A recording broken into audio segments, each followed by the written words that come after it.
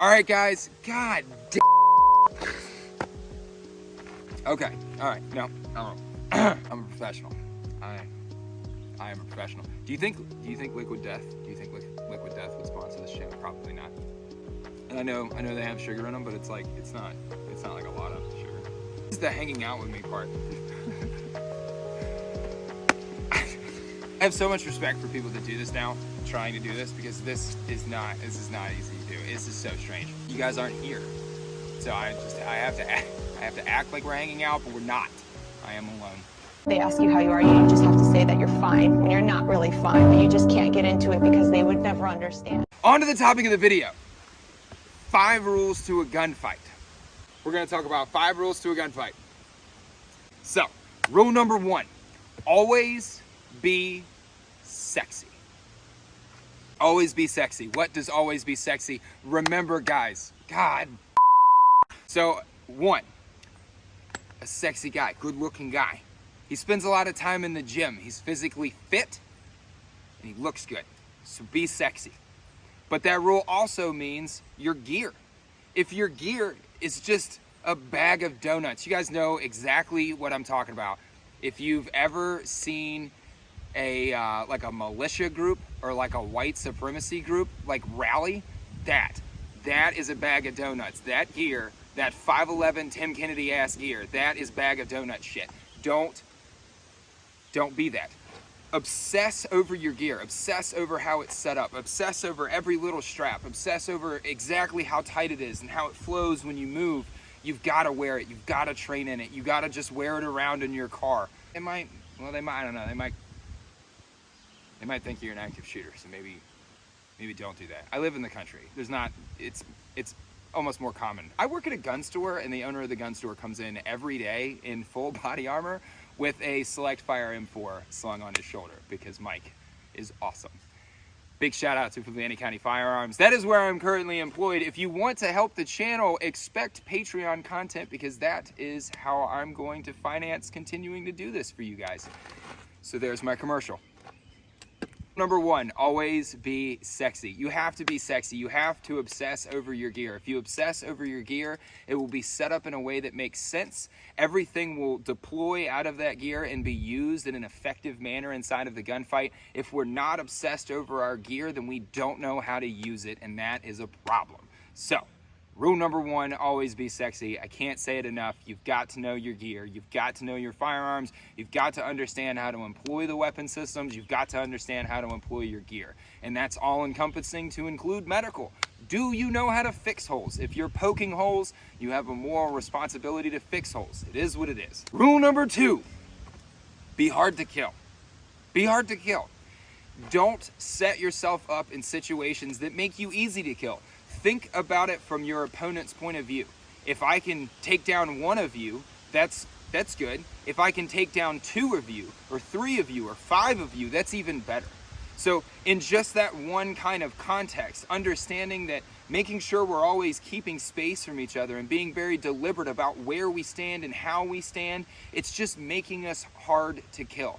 We've got to be mentally aware inside of our environments, and we've got to use our environments to our advantage. When I'm talking about using our environments to our advantage, this obviously aligns with the military concept of like always seeking cover and concealment and never just kind of taking a security halt in the open. But when it applies into the civilian world, it's like understanding the layout of the restaurant that you went into with your family. Generally, if you sit down in a restaurant with your family and excuse yourself to the bathroom will be co-located somewhere near the kitchen or other employee areas, and they will have an OSHA office standard to have a fire exit plan posted on the wall somewhere.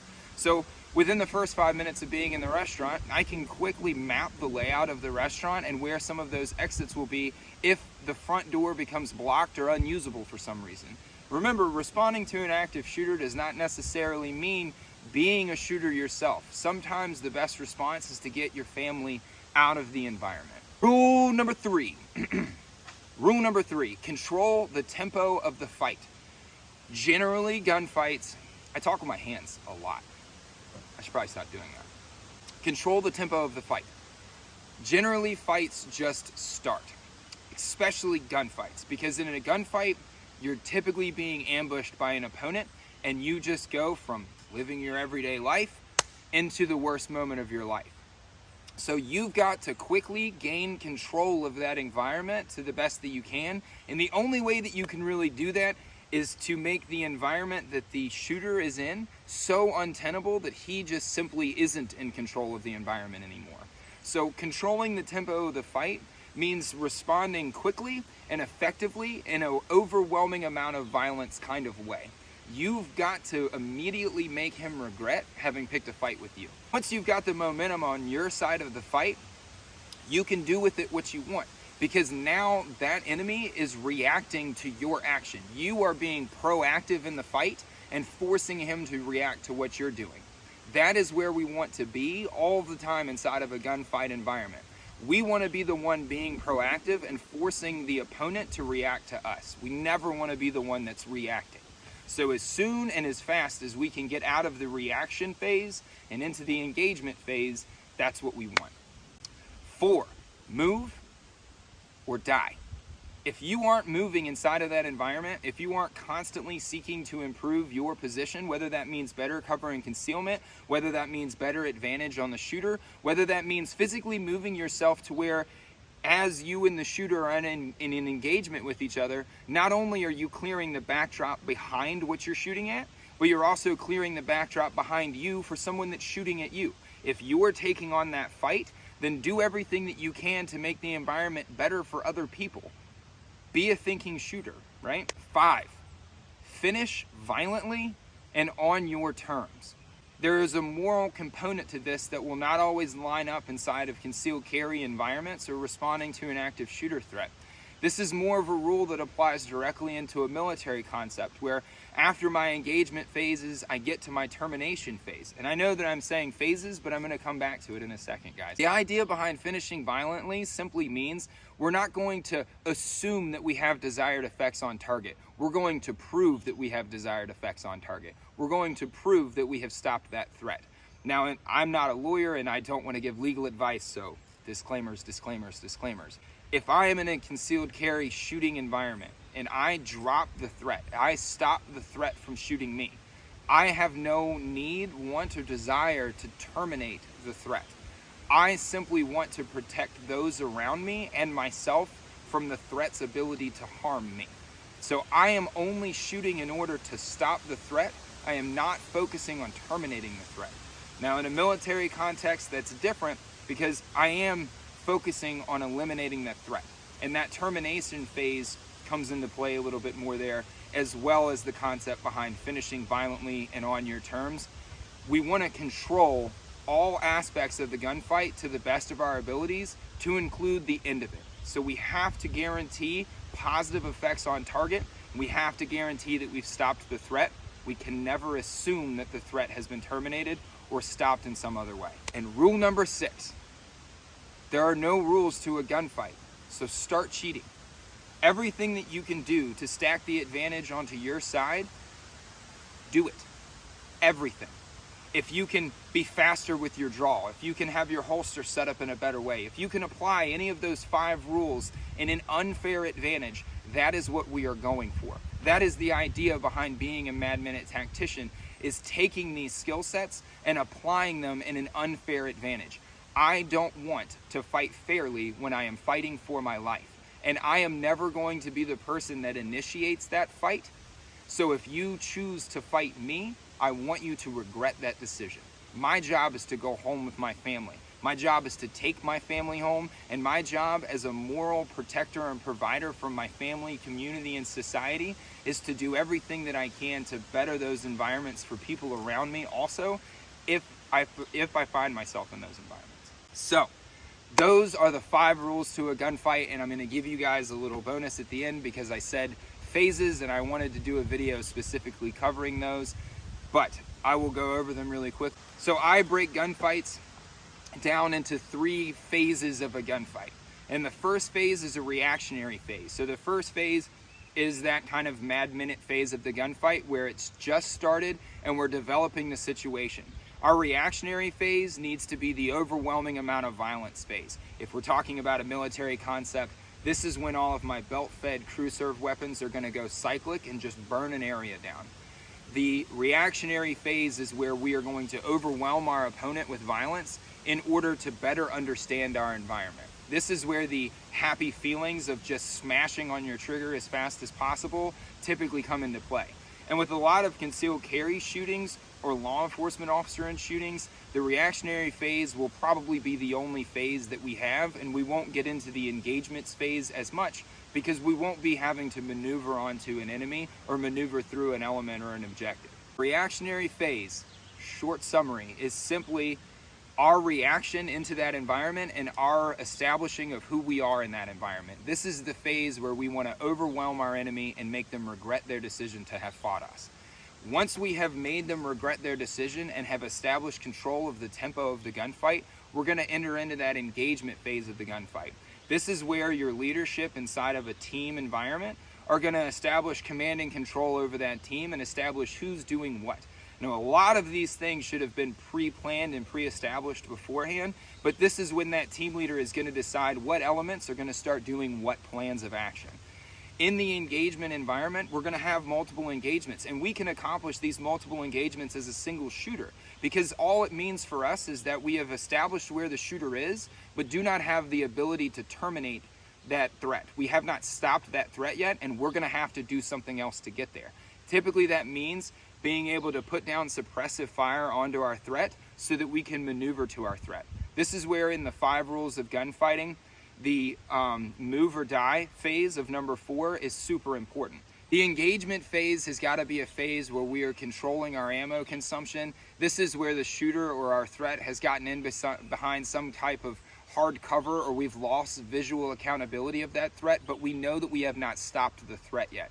So our engagements are going to allow us to apply rule number 4, the move or die principle, to the gunfights.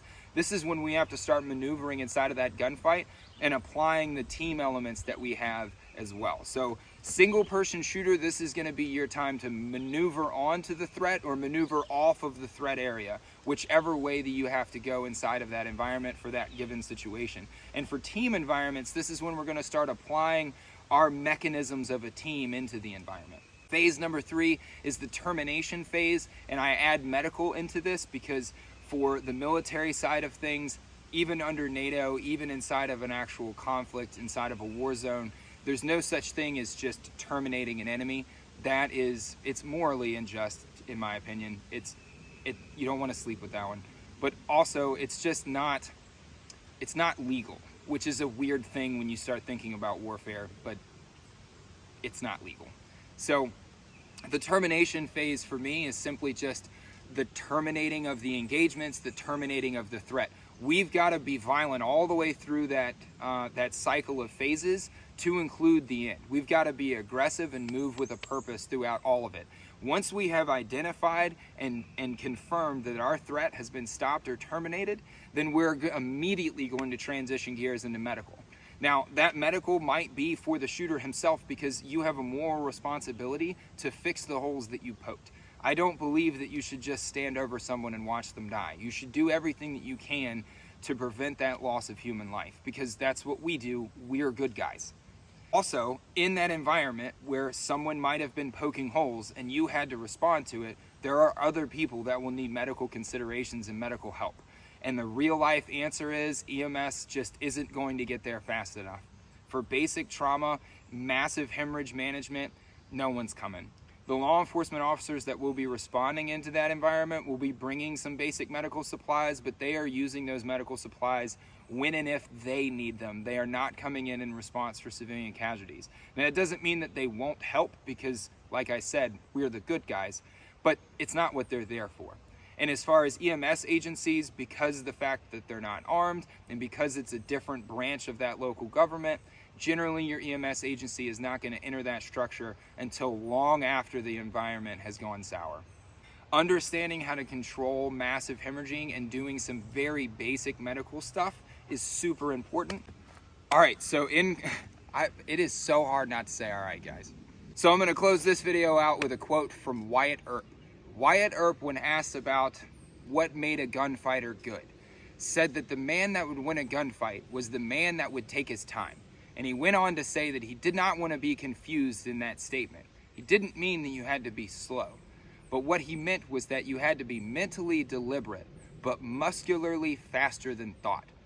We have to be able to apply those 5 rules of a gunfight, our ability to understand and employ our gear rapidly and effectively, our ability to utilize our environment to just make ourselves a hard target and to be hard to kill, our ability to control the tempo of the fight and respond into that environment in such violence of action that the shooter or other threat regrets their decision. And we've got to be able to finish that threat on our terms. Those things make us mentally deliberate.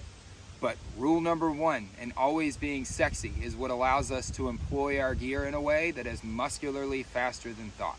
So remember, always be sexy. It's okay to be dangerous. And I'll see you soon.